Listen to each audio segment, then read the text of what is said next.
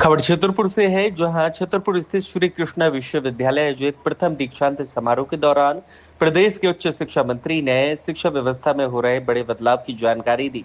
उन्होंने कहा कि मध्य प्रदेश में अब दीक्षांत समारोह का स्वरूप पूरी तरह बदल दिया गया और इसमें भारतीय संस्कृति की झलक स्पष्ट रूप से दिखाई देगी।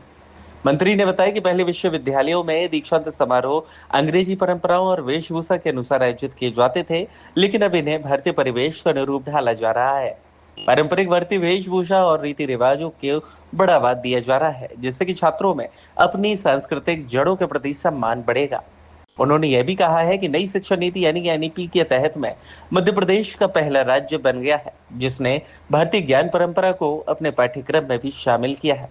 इसके साथ ही परीक्षा और मूल्यांकन प्रणाली में व्यापक सुधार किए जा रहे हैं, जिनके सकारात्मक परिणाम जल्द ही सामने आएंगे।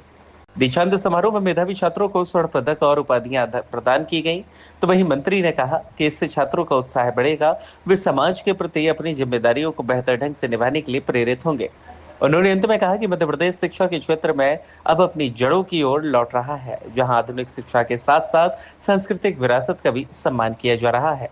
देखिए, हमने दीक्षांत समारोह प्रतिवर्ष करना सरकारी विश्वविद्यालयों में भी और प्राइवेट विश्वविद्यालयों में भी निर्देश किए गए हैं। और विश्वविद्यालय में जो दीक्षांत समारोह होते हैं वो भारतीय परिवेश में होंगे। ये बहुत बड़ा बदलाव मध्य प्रदेश में भारतीय जनता पार्टी की सरकार ने किया है, क्योंकि इसके पहले जो कभी कभार दीक्षांत समारोह होते थे वो उसी अंग्रेजी वेश में होते थे, उसको बदल करके भारतीय परिवेश में करने का बड़ा निर्णय किया है। श्री कृष्ण विश्वविद्यालय ने भी अपने विद्यार्थियों ने जो योग्यता अर्जित की है उसमें दीक्षांत समारोह होता है। विद्यार्थियों को स्वर्ण पदक और उपाधियाँ प्रदान की गई है।